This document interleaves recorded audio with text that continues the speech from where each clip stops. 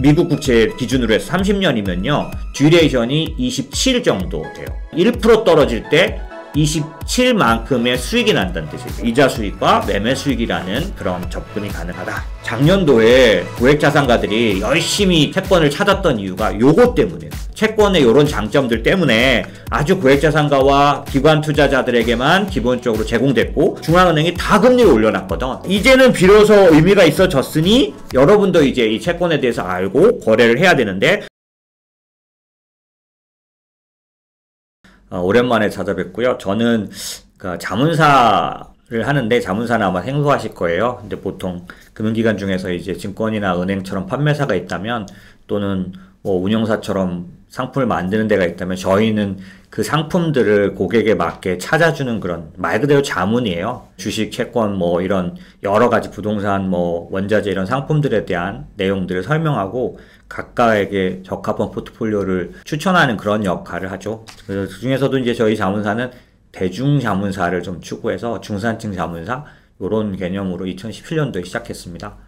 뭐 채권은 말 그대로잖아요. 돈 받을 권리죠. 뭐 예, 그 빚이란 뜻이 있겠죠. 채권이란 게 권리란 뜻도 있겠고요. 그래서 요거를 그냥 머릿속에 선명하게 제가 그냥 설명을 드리면 우선은 그 정부나 공공기관이나 일반 기업이 이론에서 배울 때는 발행자라고 합니다. 그렇게 어려울 거 없이 이 채권을 발행하는 세 군데가 있는데 정부, 공공기관, 일반 기업이 발행해요. 정부도 발행하고 공공기관도 발행하고 일반 공공기관은 공사 같은 데 말하는 거거든요. 일반 기업은 뭐 채권을 아무나 발행은 못합니다. 큰 회사들이죠. 세 군데가 발행할 수 있고 그 다음에 이 세 개 주체가 돈을 빌리는 겁니다. 누구한테? 나한테. 그러니까 내가 빌려주는 입장이에요. 돈을 빌려서 약속한 기일마다 그러니까 예금, 그러니까 그 원금과 관련 없이 이자율이 있다는 얘기죠. 회사채는 보통 다 3개월입니다.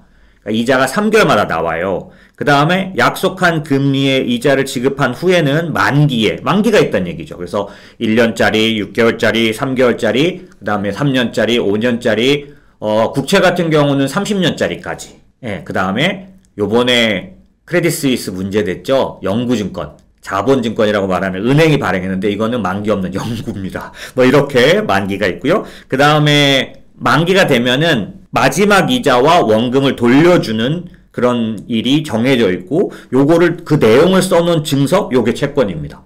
그래서 채권이라고 돼 있는 데는 아까 말한 누가 발행했고 그러니까 발행자는 누구냐면 돈을 빌린 사람이에요. 그 다음에 그거에 대해서 언제마다, 뭐 3개월마다, 6개월마다, 그 다음에 이자는 몇 프로를, 그 다음에 만기는 1년이다. 그 다음에 뭐 이거에 대해서 보증한다. 뭐 이런 것들이 써 있는 거. 이게 채권이라고 보시면 되는데, 그러다 보니까 구별하는 데는 이런 게 있어요. 그러니까, 공채냐, 그러니까 공채냐, 사채냐 이런 구별이 있어요. 여기서 말하는 공채는 뭐냐면 국채, 지방채, 특수채. 국채는 뭐냐면 그냥 그대로죠. 국가가 발행한 거. 지방채는 뭐냐면 지자체가 발행합니다. 여러분이 만약에 자동차 사시면요. 어떤 경우 인천 지하철 공사 뭐 이렇게 돼 있는 채권 있잖아요. 이게 지역채고요. 지방채고요. 특수채 이거 공사들이 발행하는 겁니다. 그 다음에 사채라고 그래서 이건 회사채를 말하고 아니면 금융채, 은행채 이것도 사채라고 그럽니다. 이렇게 구별이 있고 그 다음에 채권이니까 어떤 게 있냐면 발행 주체에 따라 등급이 있어요. 세상에 뭐든지 다 등급이 있죠. 등급이 있어요. 그래서 등급은 어떻게 되냐면 A부터 D까지 있는데 이제 여러분이 기억하실 건 이거예요. 트리플로 시작하는데 3개 AAA 이게 제일 좋은 거겠죠. 세상에서 제일 하나밖에 없는 최고 등급. 그 다음에는 A가 2개로 떨어져요. A는 3개인 거 하나가 끝이고요. 그 다음부터는 A가 2개로 떨어지는데 2개부터는 조금 복잡한데 뭐가 있냐면 플러스가 있고 마이너스가 있어요. 그래서 AA가 2개인 등급을 더블 A 등급이라고 하고 이렇게 됩니다. 더블 A 플러스, 더블 A 그러니까 아무것도 안 붙은 거, 그 다음에 더블 A 마이너스 이렇게. 그러니까 A가 2개인데가 3개, A가 하나인데 3개, A가 하나라면 싱글 A 플러스, 그 다음에 그냥 싱글 A, 그 다음에 싱글 A 마이너스 요렇게. 그 다음 B가 있으면 당연히 그렇죠. 트리플 B 플러스, 트리플 B 그냥, 트리플 B 마이너스 이런 식으로 3개 요렇게. 그러면은 여기서 등급을 나눌 때 어떻게 보냐면 투자 가능 등급. 그러니까 여러분들이 어디 가서 사셔도 요 정도만 사면 좋겠다라고 하는 게 트리플 B 마이너스까지입니다. 그러니까 B가 2개가 되면 어떻게 돼요? 투기 등급.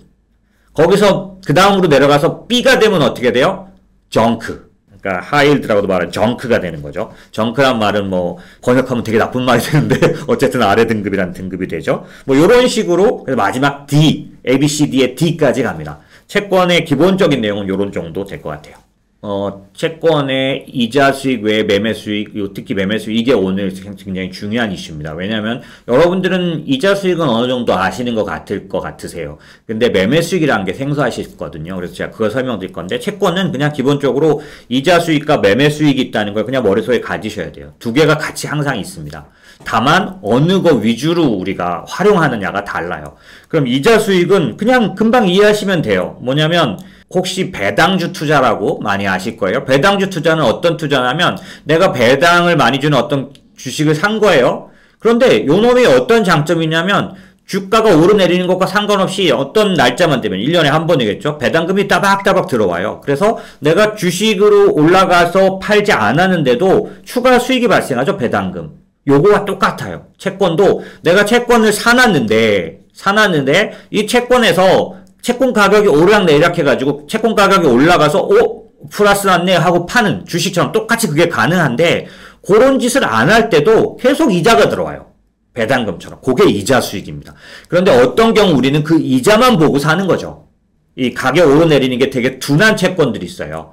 예를 들면 A등급의 회사채 같은 것들은 사실 금리가 오르내리는 거에 따라, 그러니까 기준금리 같은 게 변화되는, 오늘도 FOMC가 발표했었잖아요. 중앙은행의 금리 변화에 따라서 변화를 조금씩 하긴 하지만 크지 않아요. 그럼 이런 금리가 FOMC에서 뭐 중앙은행의 금리를 높이거나 내리면 민감한 쪽은 주로 국채 쪽이고요. 회사채 쪽에서도 등급이 높을수록 영향은 있긴 하지만 아무래도 회사채는 이 부분이 조금 작은 쪽이에요. 그러다 보니까 우리가 주로 회사채를 투자한다라고 하면 이때는 이자만 보고 사는 그런 투자라고 보시면 되고요. 물론 여기서도 가격 개념은 분명히 있는데 여러분이 생각해 보세요. 만약에 채권을 사는데 그걸 거래할 때 증권회사에서 우리한테 줘야 되는데 가격 개념이 없이 그게 가능하겠습니까? 당연히 가격이 있겠죠. 그러다 보니 채권에는 무조건 가격이 있어요. 근데 여러분은 그걸 한 번도 생각해 본 적이 없고 접해 본 적이 없죠. 왜? 은행 가서 예금하듯이 채권이란 건 그런 몇 프로짜리 요렇게 했구나 짐작하신 거예요. 거래는 안 해보셨죠? 한 번도. 거래하면 거기에 100% 가격이 있다는 걸 경험하시게 돼요. 다만 채권은 가격을 금리로도 또 표시해요. 그래서 여러분이 혹시 관심 없으시면 가격은 못 듣고 금리만 들을 수도 있어요.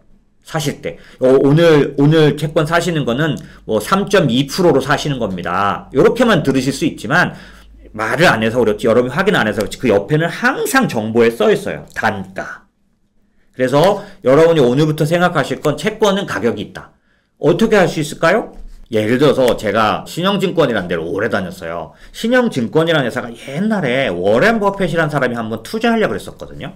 근데 이제 불행히도 안 했어요. 근데 지금 만약에 워렌 버핏이 투자한다라고 하면 어떤 일이 생길까 생각해보면 만약에 워렌 버핏이 신영증권을 투자한다고 하면 어떻게 될까요? 대박이죠. 주가 오늘 오를까요? 안 오를까요? 발표는 안 한 즉시 오를 거예요. 그죠? 그런데 여러분이 지금까지 한 번도 확인 안 해서 그렇지 채권값도 오른다는 거죠. 신영증권 채권도 있거든요. 그 채권이 거래되고 있으니까 걔가 가격이 반드시 따라 올라요. 무슨 얘기냐면 회사에 좋은 일이 생기면 주가 올라가는 거 이해하시죠? 똑같이 채권의 값도 오르죠. 값이 떨어지겠습니까 그럼? 좋은 일이 생겼는데? 올라가겠죠. 근데 여러분 한 번도 그런 얘기 들어보신 적이 없으시죠? 왜냐하면 주식은 어딜 가나 가격이 공개되는 그런 상품이에요. 왜 그러기가 쉽냐면 우리가 아는 주식은 다 거의 100% 상장돼 있는 주식들이거든요. 상장돼 있다는 뜻이 뭐냐면 전산으로 거래된다는 뜻이에요. 전산으로 거래되니까 혹시 오늘 오전에 제가 제주도 비행기 타고 가서 제주도의 서귀포시에 있는 어떤 증권에 들어가도 내가 갖고 있는 삼성전자 거래 가능해요. 등록돼 있거든요. 근데 채권은 어떠냐면 95% 이상이 등록되지 않은 거래가 일어나요. 무슨 얘기냐면 우리로 말하면 비상장 주식과 같죠. 그래서 이걸 채권 시장에서 뭐라고 부르냐면 장외 거래라고 합니다. 95% 채권의 95% 이상이 장외 시장에서 거래돼요. 장외 시장에서 거래라는 게 무슨 의미일까요? 브로커끼리 거래만 한다는 거예요. 증권회사의 브로커끼리, 증권과 은행의 브로커끼리. 그래서 전화로. 그래서 채권 거래 유명한 얘기가 있는데 야후 메신저로 수많은 그 하루에 그 수십억, 수백억, 수천억이 거래돼요. 메신저로. 물론 채권 수도는 직접은 그 다음에 일어나죠. 요즘은 전산으로 하겠지만은. 어쨌든 그런 것처럼 채권도, 거래가 되는데, 다만 우리가 왜 정보를 그렇게 접할 수 없었느냐?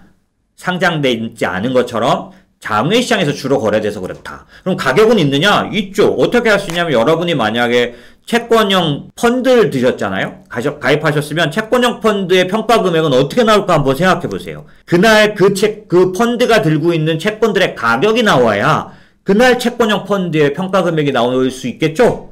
그렇다는 얘기는 무슨 얘기냐면 채권들도 가격이 나온다는 얘기고 요걸 뭐라 그러냐면 시가평가제라고 해요. 그러면 가격을 누가 넣어주느냐? 민간평가사라고 하는 사람들. 우리는 채권시장에서는 그걸 민평이라고 부릅니다.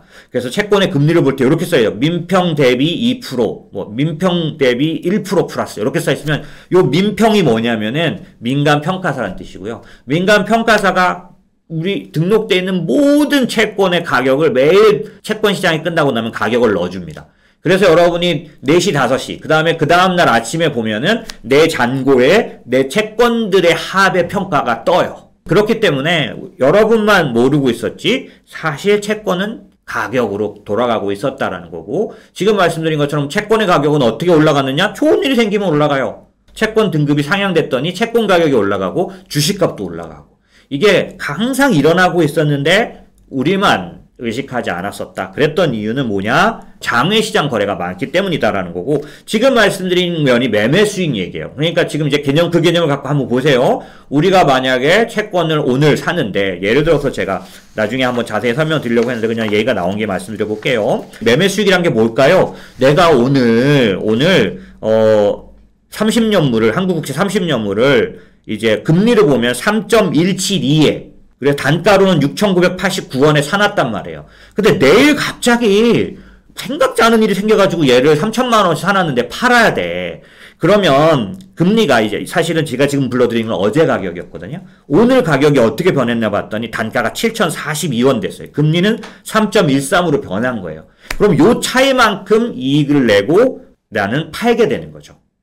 근데 이게 만약에 이렇게 조금 떨어진 게 아니라 금리가 어제 3.17에서 오늘 3.13으로 변했잖아요. 요 정도 변한 게 아니라 3.17이 2.17, 1%나 빠졌다고 생각해 보자고요. 만기가 30년 미국 국채 기준으로 해서 30년이면요. 듀레이션이 27 정도 돼요. 그러면 듀레이션이라는 게 뭐냐면 1% 떨어질 때 27만큼의 수익이 난다는 뜻이에요. 나중에 다시 한번 설명드릴 거니까 만약에 어제 내가 국채 사놓고 오늘 금리가 갑자기 떨어졌으면은 그만큼의 차익으로 얻는데 예를 들어서 미국 국채 기준으로 1% 떨어지면은 25%나 수익이 나요. 저희가 요즘 매매해보니까 한 27% 정도까지 나오더라고요. 하여튼 그래서 그런 수익을 내는 거. 그러니까 매매 수익이란 게 뭘까요? 내가 채권을 2,000원에 사서 3,000원에 파는 거. 아까 채권은 다 가격이 있다 그랬죠? 그러니까 내가 4,000원에 사놨는데 아까 신용증권 채권도 내가 아무 생각 없이 그냥 3년짜리 신용증권 채권을 사놓은 거예요. 그런데 얼마에 샀냐면 1,200원에 사놨단 말이에요. 채권은 보통 10,000원 단가로 많이 계산하거든요. 1,200원에 사놨어. 근데 갑자기 한 3달 뒤에 워렌 버핏이 신용증권 투자한다 그래가지고 굉장히 회사 주가가 막 오르고 그랬어. 근데 나도 공교롭게 채권을 팔 일이 생긴 거예요. 그래서 채권을 팔러 갔더니 11,500원 돼 있다는 거야. 그럼 얼마야? 최소한 한 1,300원 이익 났잖아. 10,000원당. 요만큼을 1,000만원어치 샀든 3,000만원어치 곱하기 수량만큼 내가 이익을 받는 거. 이게 매매 수익인 겁니다. 사실은 미묘하게 회사채에도 발생을 해왔는데 눈에 띄지는 않았지만 지금처럼 이런 금리가 오르고 내리는 이때는 국채는 아주 민감하게 특히 만기가 길수록 아주 크게 차이가 나기 때문에 요런 걸 투자하는 게 매매 수익이라는 거죠. 그래서 채권은 이렇게 이자 수익과 매매 수익이라는 그런 접근이 가능하다. 이렇게 말씀드릴 수 있죠. 채권에 대해서는 이제 뭐 돈이 큰 사람들, 큰 금액으로만 투자해야 된다거나 기관이나 이런 쪽에 대한 그런 선입견을 갖게 되는 부분이 있는데요. 그건 사실 우리가 돈 없는 개인이어서 그랬던 거예요. 간단히 말하면. 아까 제가 채권 시장은 아주 거대하고 사실 지금 주식 시장보다 채권 시장은 최소 6배, 7배 더 큽니다. 그 실물 시장보다 금융 시장이 거의 막 9배, 10배씩 크거든요.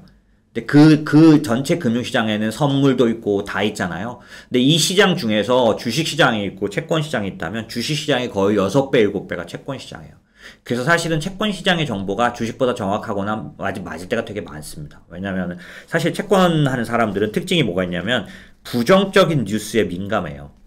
왜냐하면 부정적일 때 그 채권 금리가 인하되는 경우가 많아가지고 그렇기 때문에 어떤 때는 채권 시장이 훨씬 더 날카롭고 예리한 때가 많은데요. 그 이유가 뭐냐면 굉장히 똑똑한 사람들이 많이 관여하는 시장입니다. 근데 똑똑한 사람들이 많이 관여하는 시장은 왜 그렇게 됐냐면 떨어지는 게 많아서고요. 왜 떨어진 게 많냐면 큰 돈이 거래되기 때문이에요.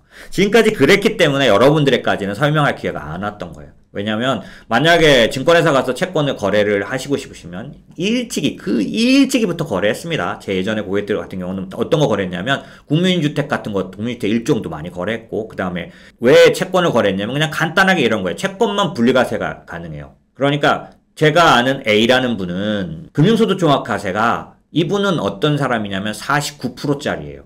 총 다 내면 49% 내요. 그러니까 이 사람은 채권을 10억 거래하면은 49% 띄고 나면 이자고 뭐고 다 날라가죠. 그러니까 이런 분들은 채권을 많이 필요한데 거래를 할 때 항상 분리과세 선택합니다. 이 분리과세가 뭐냐면 22%로 내는 거예요. 아까 49%로 낼 걸 22%로 낼 수 있는 거죠. 이 사람들 입장에서는. 그렇기 때문에, 그랬던 것처럼, 기본적으로, 채권 관련해서는 아주 자산이 큰 사람들은 일반적으로 거래해왔고, 자산이 크면 증권사 입장에서 한번 생각해 볼까요? 500만원 채권 거래하는 사람하고, 50억 거래하는 사람하고, 떨어지는 수수료가 어떨까요? 상대가 안 될 거 아니에요. 그러니까 500만원 채권 하는 사람들에 대해서는 그 옛날부터 증권회사는 관심 없었습니다. 설명할 이유도 없었고 설명할 생각도 없었어요. 그리고 시스템도 열어놓지 않았었어요. 그래서 시스템도 없었어요. 그런데 우리는 그런 대상이 아니었기 때문에 몰랐던 거고요. 사실은 그 옛날부터 돈이 많은 개인들은 계속 거래해왔고, 왜냐하면은 아까 이자 수익 부분에서 제가 하나 간단하게 빼놓은 게 있어요. 그게 뭐냐면 채권이 예금보다 더 좋은 이유거든요. 이거 되게 중요합니다. 왜냐하면 예금은요, 만약에 내가 은행에서부터 요즘 예금이자 얼마나 되는지 모르겠는데, 막 뚝뚝 떨어졌잖아요. 만약에 3.5%라고 쳐볼까요? 3.5% 내가 예금이자를 받았어요. 그럼 세금 어떻게 내요? 15.4%로 얄짤없이 다 내야 돼요. 그죠? 그런데 채권은 어떤 좋은 점이 있냐면, 채권의 그 회사채 이자가 3.5로 이자를 다 받아도요, 그 채권에 써있는 표면금리만큼만 세금을 내는 좋은 점이 있어요. 아니, 저 사람 무슨 소리 하는 거야? 아까 이자를 3.5를 받았다며. 근데 어떻게 이자가 1.5야? 라고 말할 수 있는데, 표면금리라고 말하는 이자와 전체 실제로 주어진 금리가 왜 다르냐면, 여기서 회사채도 가격 개념이 좀 있는 거예요. 만약에 회사채가 좀 가격이 떨어진 상태로 사면은, 아까 제가 말한 정해진 이자 외에 가격을 싸게 산 것까지 같이 합해지면서 요게 이자로 나오게 돼요. 이자처럼 나오게 되거든요. 그럼 그게 무슨 개념이냐면 이런 거예요. 작년도에 PF 사건이 터졌잖아요. 많은 회사들이 조달이 안 돼서, 그러니까 채권 발행이 안 됐어요. 심지어 은행까지도요.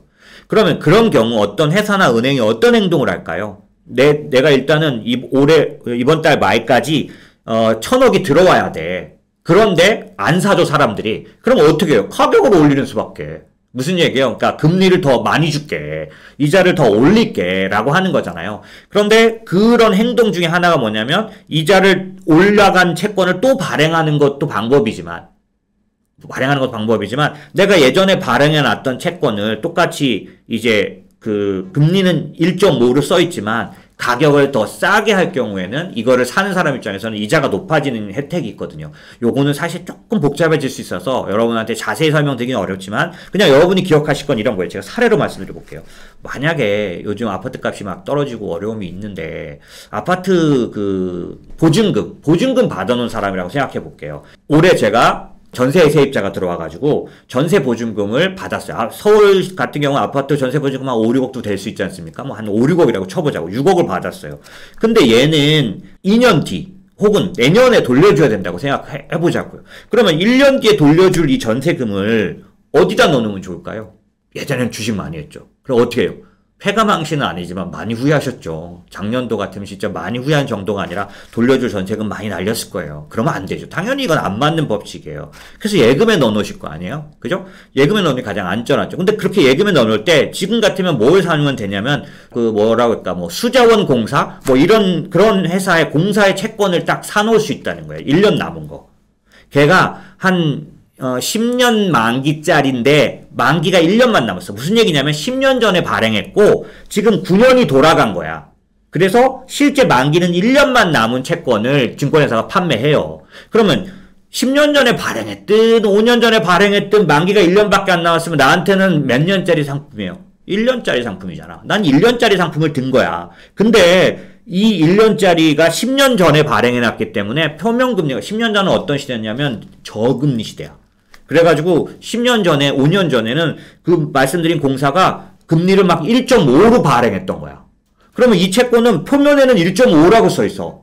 하지만 지금 세상이 변해가지고 앞으로 1년 동안 1.5 이자만 주면 누가 삽니까 그걸. 그죠? 그러니까 그런 의미에서 표면에는 1.5라고 써있지만은 사실은 3.5로 판다고요. 그러면 여러분은 이자는 3.5를 받았지만 세금은 얼마로 내요? 거기 써있는 1.5로 내게 된다.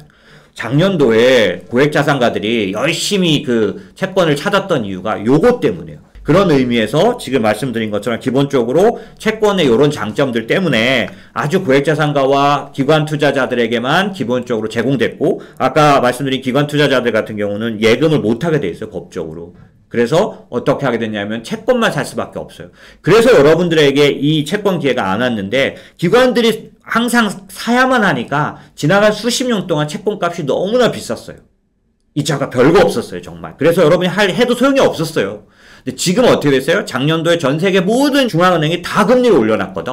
그러니까 이제는 비로소 의미가 있어졌으니 여러분도 이제 이 채권에 대해서 알고 거래를 해야 되는데 지금까지 왜 몰랐냐? 요런 시장 때문에 그랬다는 거고. 그러면 우리는 어떻게 할 수 있느냐? 이제는 증권사 중에서도 좀 적극적인 데들이 나오기 시작했어요. 이게 무슨 말이냐면 이 증권사가 옛날에 배부를 때는 돈이 없는 사람들한테는 관심 안 가져도 됐거든요. 근데 지금은 안 그렇게 됐어. 왜 증권사가 어떤 문제가 생겼냐면 막 모바일로 하는 시대가 되다 보니까 고액자산가들도 이제 PBM 만나러 안 가고 자기가 모바일로 하는 경우들도 생겨요. 모든 거래 그렇게 하진 않지만. 그러니까 전체적으로 보면 증권사의 수수료가 내려간 것과 같거든요. 그러니까 이제는 돈이 작은 사람에게라도 채권이라도 팔아봐야 되겠다. 여기서 약간 비하하는 발언처럼 들리지만 그런 뜻은 아니고요. 어찌됐든 그런 식으로 되다 보니 증권사 모두는 아니고요. 여러분 지금 증권사 찾아가시면 다 채권 자유자재로 되지 않습니다. 어떤 증권사들은 굉장히 많이 시스템을 개발해 놨어요. 그래서 모바일로 웬만한 채권 거래는 할 수 있도록. 하지만 여러분이 익숙하지 않기 때문에 사실 그거는 조금 예를 들면 저희는 채권 자문이라는 게 그런 거죠. 그 주문을 대신 저희가 다 해드려요. 뭐 어쨌든 저희도 그래야 돈을 받죠. 어쨌든 그런 식으로 가고 있는데 증권사 같은 경우에는 지금까지 안 했던 짓을 하고 있어서 이제는 여러분도 개념만 있다면 그 다음에 개념만 있으면 뭐해? 이자가 높거나 매매 수익이 생길 상황이 와야지. 근데 지금이 어떻다고? 상황이 왔단 말이에요. 물론 여기서 뒤에 설명드리겠지만 채권을 사는 것만 능사가 아니에요. 만기 정해지면 끝나는 1년짜리를 할 때는 사기만 하면 돼. 왜? 가만히 있으면 내 계좌로 이자랑 원금이 들어오거든. 망하지 않으면. 근데 그거 말고 매매 수익을 추구하는 투자를 할 때는 내가 3달 뒤에 팔고 싶을 때 팔 수 있느냐가 중요해. 그래서 이때는 이렇게 매매 수익을 추구하는 채권을 할 때는 좀 저희 같은 데 도움을 받아서 항상 채권을 받아주기로 한 데서 사야 합니다. 그래야 3달 뒤에 내가 팔게 그러면 사줄 거 아니에요. 그렇죠? 그러니까 그런 부분만 좀 참고하시면 이제는 얼마든지 개인도 채권 투자할 수 있는 시대가 됐다. 이렇게 말씀드려야겠죠?